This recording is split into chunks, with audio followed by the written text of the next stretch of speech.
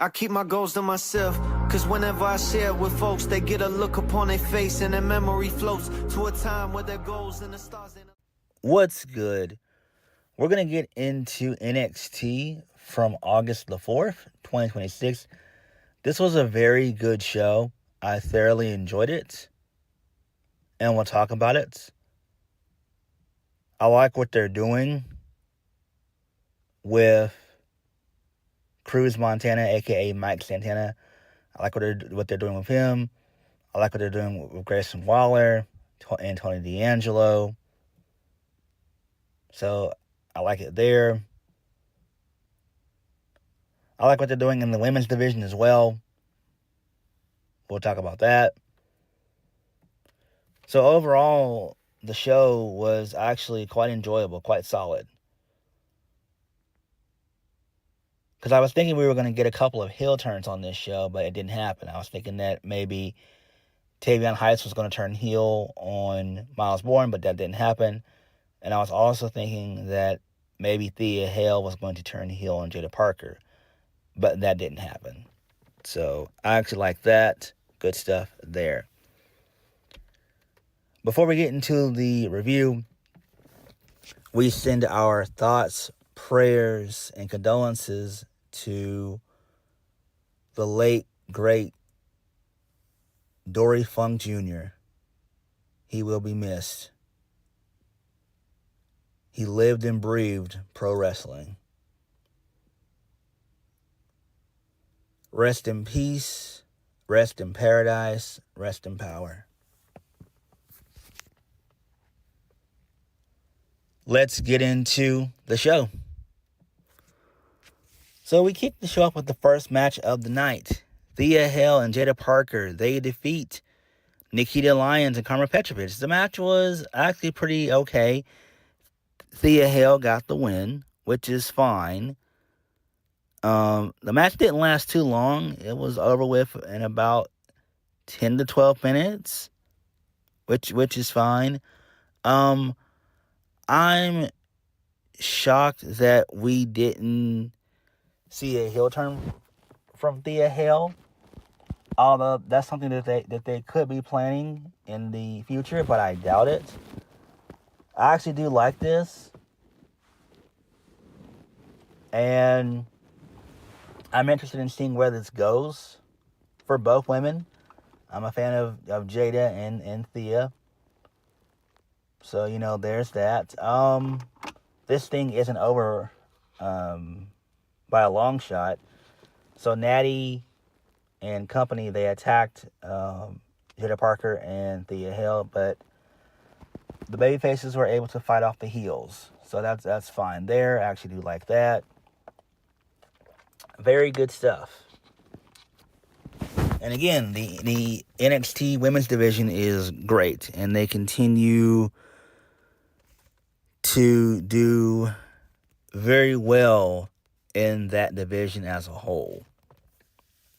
The women have been knocking it out of the park for a while now, a very long while. So the men, they got some catching up to do, and they can catch up, but they got a lot of work to do. They really got a lot of work to do. All right, moving on from that, this leads us into Tavion Heights and Miles Bourne.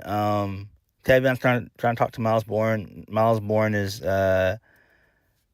jokingly pretending to Tavion that he can't hear, and which is kind of funny. We all know that Miles Bourne is deaf. Tavion says it's not the time to play around. They're fighting for championship tonight. Miles tells Tavion to relax. He's locked in, and with the opportunity for Miles Bourne to become a double champion and see his best friend capture his first championship, he's going all out in this NXT tag team title match. Tavion hugs Miles and tells him that he loves him. Tavion says that he doesn't know what he'll do if they lose tonight. Miles says that they're becoming the new NXT tag team champions, which is great. That's fine, and that was great. That ended up happening. Moving on from that, we see footage from Brock Lesnar on the Pat McAfee show. So Brock has confirmed that he is officially retired. He's done. He put it over Oba Femi. I'm sorry. He put over Oba. And this is fine. Now, Brock could come back maybe at WrestleMania 43 since it's going to be in Saudi, but I doubt it. I think Brock is done, and why would he come back? I mean, I know people think that, he'll come back to face Gunther and all that jazz, but look, that match was never going to happen. That was just a rumor going around, and Brock's not going to job to someone like an Oba. I mean, my bad. Brock's not going to put over someone like an Oba Femi and raise his stock and star power to put over a guy like Gunther. It's not going to happen under no circumstances. Brock clearly didn't see anything in Gunther, and it doesn't really matter. To me, Gunther is kind of okay, but he's also kind of boring too. Oba Femi has more of an upside, and it's just a fact. So, there's that. So I don't expect for Brock to return. I think he's done. So thank you, Brock. Guy is great. Guy was great. So, good stuff. Moving on. This leads us into Tony D'Angelo. He was on this show. Got a good reaction. He said that he was disappointed in Grayson Waller. He disrespected everyone in the back. He disrespected him. And he disrespected this brand. Now he thinks he's going to use the title like some boomerang to get himself back to the main roster and get himself everything he thinks that he's owed. He thinks he's going to use him as some stepping stone. Tony D's not going to let that happen. He's damn sure not going to let him talk trash without consequences. So Tony D'Angelo says that Grayson Waller is old news. He's got some new business to attend to, and that's Cruz Montana. He said, look, man, mistake or not, you laid me out last week, and now you made your intentions very clear. So Tony D'Angelo calls out Mike Santana, but we see Grayson Waller. He's on the balcony. So he said that he's bored already. He said, spoiler alert, you're going to talk about respect, and he'll come to the crowd and talk about the streets. Let's talk about SummerSlam week. And who everyone's talking about, that's Grayson Waller. He's the money fight.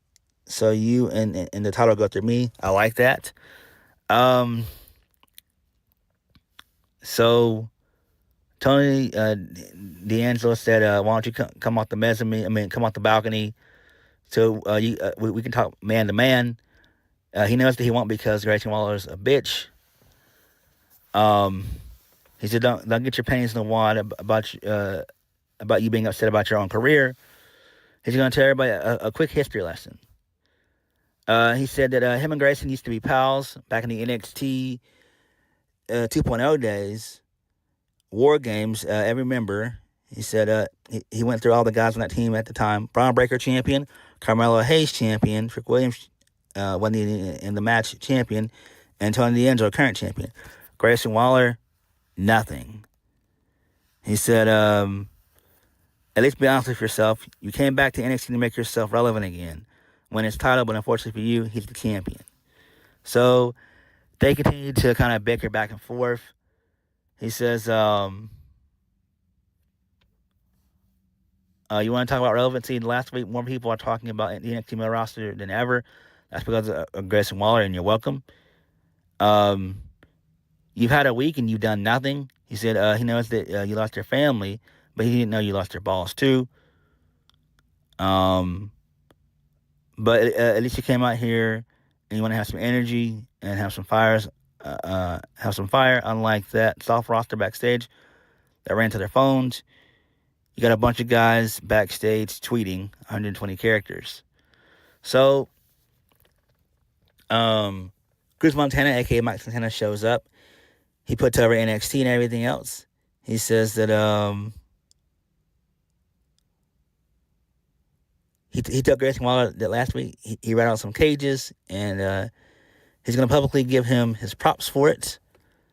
He was once in his shoes. The only thing is he didn't go on a microphone to try to clown anybody or try to bitch him on to the world.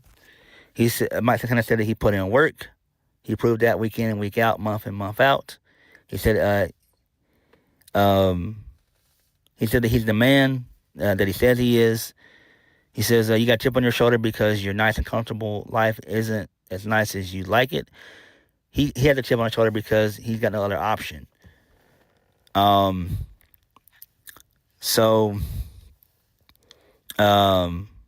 He hopes and prays for Grayson's sake that he'll never have to meet the man in the mirror that he went to war with. He wants you to think about when you're rehearsing your corny-ass comeback lines. The difference between me and you is that I spent years proving that I belong here. You spent years trying to prove to others that they should notice you. So, Grayson Waller says that these people don't matter. How many times are you going to tell the same sad story? He said he gets it, dude. You conquered some demons. I got some demons too, but I'm embracing them and it feels good. So all that fire you got, get ready, Cruz, because he's going to piss all over it. So, Cruz Montana says, I'm going to tell you straight up, it ain't going to get you anywhere, I promise you. But when you got people to depend on, people that you feed and people that you hold accountable, that's what makes you a man. So Tony D'Angelo says he doesn't care about what their motivations are. You both want the same thing. That's his title. So talk to Robert Stone and make a number one contenders match, and he'll see the winner at Heatwave. Okay, so I like this. This is a pretty good little back and forth promo. Really good stuff here from all three guys. I like it. I got a feeling that Grayson Waller's probably going to end up winning. I was thinking that this was going to be a triple threat match, but it seems like they're probably going to end up putting Mike Santana in a feud with Tristan Angels. That's kind of what it seems like, because they did have some words later on in the show. And I'm fine with that shit, but I'm also kind of not fine with it too, because Mike Santana doesn't really need to be deal with a low mid-card guy. I mean, Tristan Angels couldn't even really beat Shiloh Hill. He didn't even win that feud. He only won like one match. So I don't understand, why, but it is what it is. Moving on from that. We then get a replay of the first controversial match between Kendal Grey and Lola Vice all the way back at Madison Square Garden back in March of this year. Moving on from that, Kendal Grey is talking to Wren Sinclair in the women's locker room. She's talking like a million words per minute. Wren says tonight a lot feels like the Great American Bash, but there's a lot more at stake this time. Wren points out that Kendal is defending her NXT Women's Championship in an underground match that obviously favors Lola, so they may be in over their heads. Kendal tells Wren that it's going to be fine. They wanted to be champions together. They wanted the pressure. Kendal reminds Wren that her match is coming up next, so she needs to lock in. Moving on from that, this leads us into Wren Sinclair versus Zaria for the Women's Speed Championship. It leads to a draw, basically. So, there's that. This is fine. This makes sense. So the time expires. Post-match, Zaria hits a F5. So it's going to be her and Wren next week for the NXT Women's North American Championship, which is fine. That's fine. I'm fine with this shit. It's okay. I figured they were going to do this anyway, so it doesn't really matter. They need to have a concrete feud lined up for Zaria after she beats Wren next week. Moving on, OTM, they're backstage chatting. Bronco Nima tells Lucian Price that he owes him one. He said last week Bronco took his eye off the ball, and it cost him their match with the Birthright. Lucian tells Bronco that it's all good. He doesn't need to apologize. So the two of them hug each other. Lucian mentions that Bronco has a backup plan in AAA. So he's getting a backup plan of his own. So Birthright shows up. Lexus King says it was a rough week for OTM last week. morale is high when it comes to the birthright. So Alexis just wanted to say that he was right. OTM's coming apart. Lucian's getting tired of Lexus running his mouth on their name. Lucian then challenges Lexus to a match. Lucian doesn't give a damn about the speed tournament. After Riot Connors chimes in, a.k.a. Broken Finley. Lucian says that his brother has his backup plan and he just found his, and then that was it. Okay, that's fine, whatever. Moving on from that, this leads us into Grayson Waller. He runs backstage into Kalani Jordan. Kalani appreciates Grayson Waller's radical honesty, and he's right about the 10% waiting for the main roster. But he's already had plenty of opportunities at the NXT Championship, and she hadn't gotten one. So Kalani says when she finally gets the opportunity, she's going to do something that even Grayson Waller couldn't do. That's when the top title on her very first attempt. Grayson Waller tells Kalani, don't miss, which was funny. Kalani says she won't, and then that was it. So Mason Rook appears. Him and Grayson Waller have some words, and then he's jumped by Cam Hendricks. So they're still continuing the Cam Hendricks Mason Rook feud. Who gives a damn? Moving on. Miles Bourne and Tavion Heights, they defeat the Vanity Project. So they win the NXT Tag Team Championships, which is fine. This actually was an okay match here, if I do say so myself. I really thought that they were going to have Tavion turn on Miles. I really did. That's kind of like what they were kind of building towards. That's what it seemed like. But Tavion's now a champion, so that's good. It makes perfect sense. I actually do like this. The Vanity Project had the titles for about a month, 2 months at best, so it's fine. And this makes sense. This really does make sense. So let's see where this goes. Let's see. Moving on from that, we didn't get another replay of Lola Vice winning the NXT Women's Championship at Stand and Deliver. Moving on from that. So Jackson Drake is pissed off. He's throwing a fit. And then for whatever reason, Micah Lockwood, a.k.a. Bailey Humphries, she starts to get the googly eyes for Keanu Carver. I'm like, what the fuck is going on here? What kind of shit is this? This is weird. What? Moving on from that. So Lizzie Rain, she was on this show in a backstage segment. So she runs into Izzy Dame and Nico Vance. So basically, they just have some words and everything else. Lizzie says that that's bollocks and luck is for losers.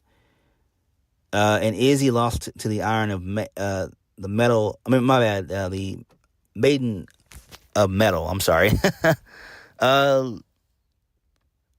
Izzy says it's time to learn. Izzy to learn her place around here. Sean Spears shows up. He's holding a steel chair.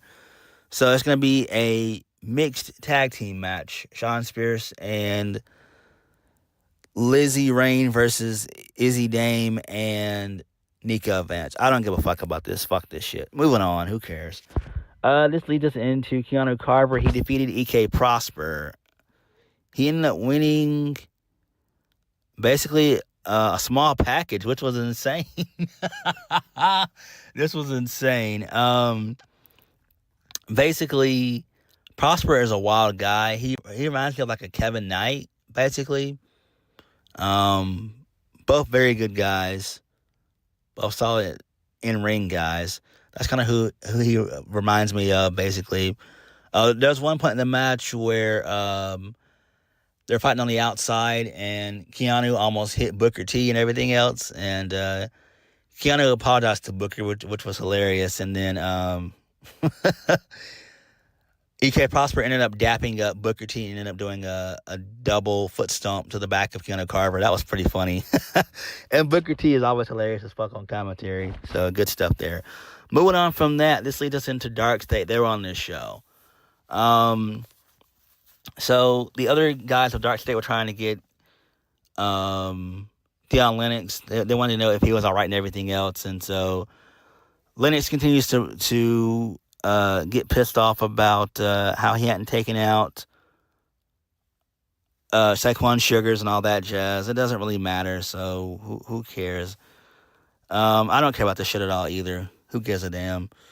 Moving on, we see another vignette of Kendal Grey and Lola Vice, this time where Kendal defeats Lola at the Great American Bash to become the new NXT Women's Champion. That's fine. Moving on from that, we get a Shiloh Hill vignette. Who really cares? Moving on from that, this leads us into Cruz Montana, a.k.a. Mike Santana. He runs into Robert Stone in the backstage area. Robert Stone was talking to a free agent on a cell phone. I assume that free agent is probably going to be Richard Holiday, I would assume. So hopefully that is him. So I do like this. So we should see Richard Holiday come in probably around close to Heatwave, which is in 4 weeks, or during Heatwave. I mean, or at Heatwave. So, there's that. So Cruz, my bad. Mr. Stone tells Mike Santana that his match with Grayson Waller is official. And then for whatever reason, Tristan Angel shows up. Tristan says that Cruz has some real nerves. He doesn't appreciate someone new like him or Grayson Waller coming into NXT and being handed opportunities at the NXT championships. That's something that you have to earn. So Cruz takes exception to being called the new guy because when he was here last year performing at the Great American Bash during the NXT TNA Showdown in the Garden last year, Tristan Angels was nowhere to be found. Tristan's only been on NXT for 3 months, and yet Cruz is the new guy, and then Cruz walks away. So that's fine there. Funny shit there. I still got a feeling that Tristan Angels is going to end up costing Mike Santana the match next week, because you're going to have a definitive heel and babyface at Heatwave. So we know that Grayson Waller is going to win. I mean, yeah, he's going to win next week. And believe it or not, I wouldn't even mind Grayson Waller becoming the new NXT champion. I'm not going to hold you guys up. I think that would be great. The promo that he cut last week was awesome. It was a godsend. Moving on from that, main event of the evening, Kendal Grey defeats Lola Vice to retain the NXT Women's Championship. So Kendal Grey survives the Underground, which is insane to me. That shocked the fuck out of me when I saw it. I was like, what the hell? I clearly thought that Lola was going to win. Like, there was no doubt in my mind. I was 110% locked in the fact that Lola Vice was going to win. And she didn't. And this is great. This is great. I love when things in pro wrestling aren't really predictable. Because I thought this was predictable as all hell, that, Lola was going to win. But they ended up swerving us, and Kendal ended up retaining. And the match itself was solid. So there were superstars around the ring and everything else. A bunch of strikes in the match and everything. They almost fell out of the ring, but they got back in. So for whatever reason, Kendal got knocked out onto the steel steps. For whatever reason, her ear was bleeding. I don't know how that happened. I really wasn't paying attention. They traded strikes from like roundhouse kicks and German suplexes and all that jazz. Out of nowhere, Lola ended up hitting the 305, taking out the ref. So the match continues and everything. Kendal tried to go for the Shades of Grey, but Lola locked in the rear naked choke. And then Kendal Grey got out of that. So she's trying to come to her feet. Wren keeps on slapping the shit out of Kendal Grey, kind of to hype her up and everything else. And she ends up super kicking Lola Vice. And then Lola Vice ends up raining down Hammer Fist, which was great. And basically, Kendal Grey ended up locking in an arm bar, and then she switches the position and turns it into a triangle choke, and Lola Vice taps out. And that was it. And then the two of them hugged. And I was like, oh, damn, this is insane. So it seems like Lola is probably done with NXT. I think she's going to either probably go to AAA for a while longer, or she could very well get caught up to the main roster, kind of like Tatum Paxley. Because we haven't seen Tatum in about, like, probably, I would say, 3 weeks. So it could be where she could be getting her main roster call-up soon. And since Lola's boyfriend is on Smackdown, a.k.a. Damian Priest, I could see her going there immediately. This match was great. Obviously, it was the best match on the show. I loved it. Really good stuff here. What do you realistically do with Lola Vice? Do you put her on the main roster, or do you put her in AAA and keep her in AAA? I don't know. I really don't have an answer for that question. I imagine they're probably going to end up probably sending her to AAA. I doubt if she's going to go down the card and probably go after Zaria. I don't think that would be a smart idea. That's not wise. So I don't know. But this match was good, and I'm excited to see what's next for Lola Vice.